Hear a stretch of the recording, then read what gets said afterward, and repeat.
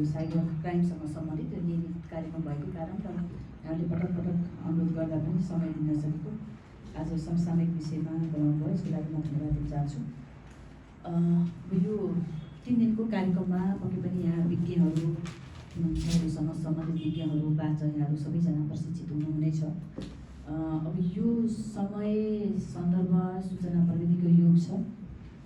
जसरी सूचना प्रविधिको विकास तीव्र रूपमा भइरहेको छ र राज्यका काम कारबाही, राज्य सञ्चालन, विकास व्यवस्थापन, सार्वजनिक सेवा प्रवाह गर्दै सुशासन कायम गर्नको लागि, पारदर्शिता कायम गर्नको लागि र जनतालाई आधारभूत सेवा सुविधा पुर्याउनको लागि प्रविधि अहिले अनिवार्य रूपमा भइ नै सक्यो र यसरी प्रविधिको विकास बढ्दै जाँदा यसले थुप्रै अवसरहरू पनि ल्याएको छ। त्यस्तै गरी चुनौतीहरू पनि त्यत्तिकै आएको छ।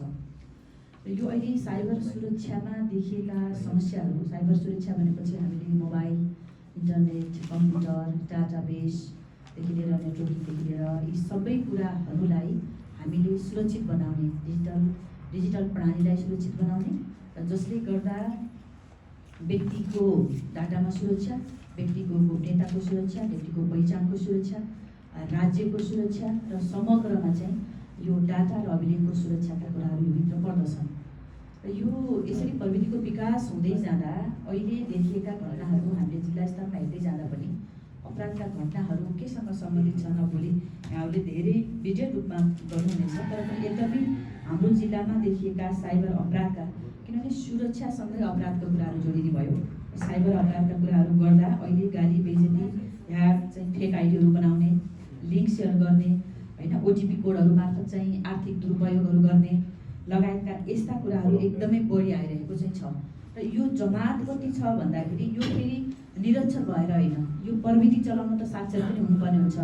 यो हेर्दा चाहिँ अहिले स्नातक गरेकै 43 जना, होइन, 12 पास गरेकै सबभन्दा बढी 130 जना, एसएलसी पास गरेकै 54 जना, यस्ता डाटाहरू आइरहेको छ। र पीडित चाहिँ महिलाहरू पुरुष दुवै भएको पनि यसबाट देखिन्छ, बालिकाहरू पनि यसबाट प्रभावित भएको देखिन्छ। उमेर समूह हेर्ने हो भने 16 देखि 25 वर्षको उमेर समूह अति बढी प्रभावित देखिन्छ, जहाँ 83वटा केसहरू परिरहेको छ। 26 देखि 35 वर्षको उमेर समूह 75 केसहरू परेको छ। 60 वर्षसम्म चाहिँ यो उमेर समूहहरू पनि प्रभावित भएको अवस्था चाहिँ छ। त्यसले गर्दा अब योसँग सम्बन्धित, साइबर सुरक्षासँग सम्बन्धित अब नीतिगत व्यवस्थाहरू पनि छन्, कानुनका कुरा पनि छन्। यसमा चाहिँ अहिले नीतिगत कुरामा विद्युतीय कारोबार 2063 भयो। त्यसपछि मुलुकी अपराध संहिता र मुलुकी संहिताले पनि केही कुराहरू बोलेको छ।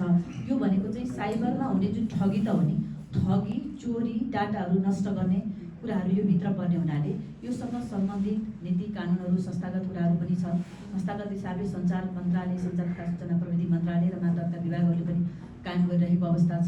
तर यो विषय भनेको चाहिँ एउटा सीमाभित्र नभएर एकदमै सीमाविहीन र अदृश्य, सीमाविहीन चाहिँ यो अपराधको रूपमा मौलाउँदै गरेको छ।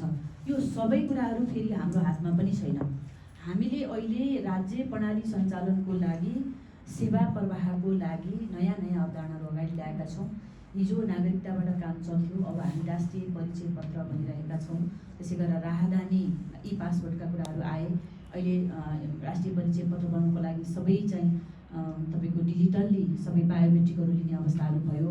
र यो जुन सफ्टवेयरका कुराहरू भए, नेटवर्किङका कुराहरू भए, यसका प्रणालीका कुराहरू भए, यो फेरि हामीमा आत्मनिर्भर छैनौँ।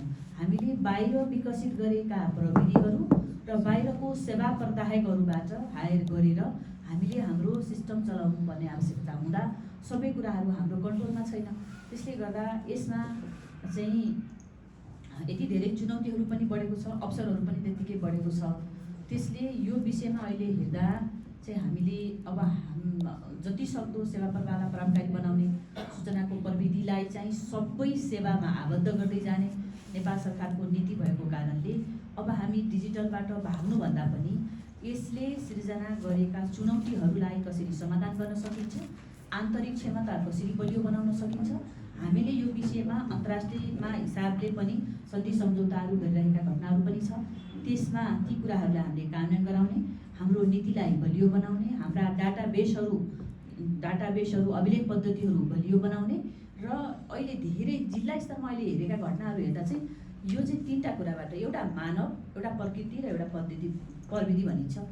मानिसले नै हो, यो प्रयोग गर्ने चाहिँ मानिसले नै हो। कुनै पनि सिस्टम प्रयोग नै गरिएन भने त्यसको उपयोग नै हुँदैन।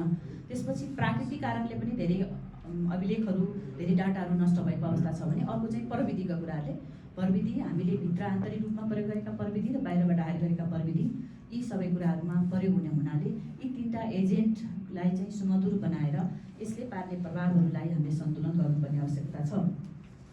र जिल्लाको घटनाहरू हेर्दा चाहिँ यो सामान्य कुराहरूमा पनि फेक आइडीहरू बनाइदिने होइन, ओटिपी कोडको प्रयोग, ओटिपी कोडको प्रयोग जस्तो अहिले मैले प्रसङ्ग जोड्न चाहन्छु। हामी नागरिकता बनाउँछौँ, नागरिकता 4 पटकसम्म प्रतिलिपि दिएको अवस्था छ।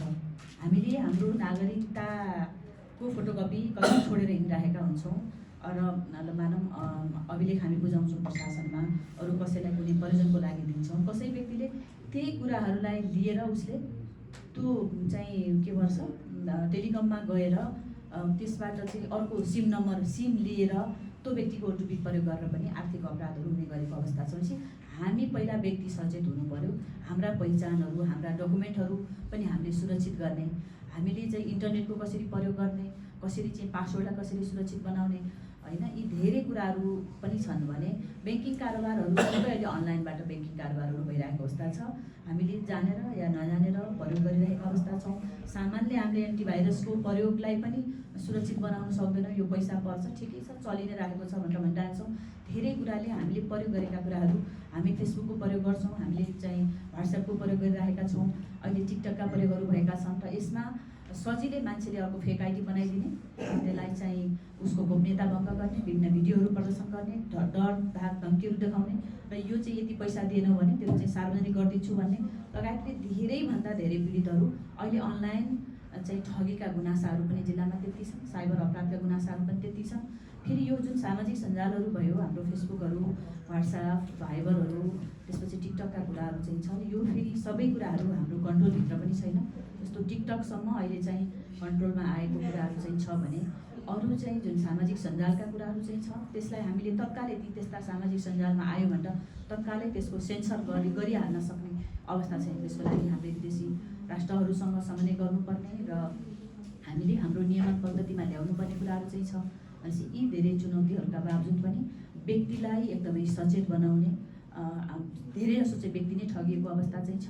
सजिलै अरूलाई विश्वास नगर्ने लगायतका यी न्यूनतम कुराहरू व्यक्ति सचेत हुनुपर्छ भने मिडिया मार्फत पनि सम्पूर्ण मिडिया क्षेत्र पनि यसबाट चाहिँ एउटा क्षमता अभिवृद्धि हुँदा भोलि त्यो मिडिया सञ्चालनका विषयवस्तुहरू पनि त्यत्तिकै कुराहरू आउँछ भने हाम्रो नेपालमा भएको डाटा सेन्टरहरूलाई अझै बढी मजबुत गराउने, यसका पूर्वाधारहरू, संरचनाहरू निर्माण गर्ने लगायतका कुराहरू र विषयगत निकायहरू, अहिले ब्याङ्किङ सेक्टरहरू भए अन्य विभिन्न सेक्टरहरूले पनि आफ्नो आफ्नो पद्धति विकास गर्दाखेरि चाहिँ यसको राम्रो तरिकाबाट प्रणालीको विकास हामीले गर्ने र यसलाई कसरी सुरक्षित हिसाबले गर्न सकिन्छ भन्ने हिसाबले सचेत हुनुपर्ने धेरै आवश्यक चाहिँ छ।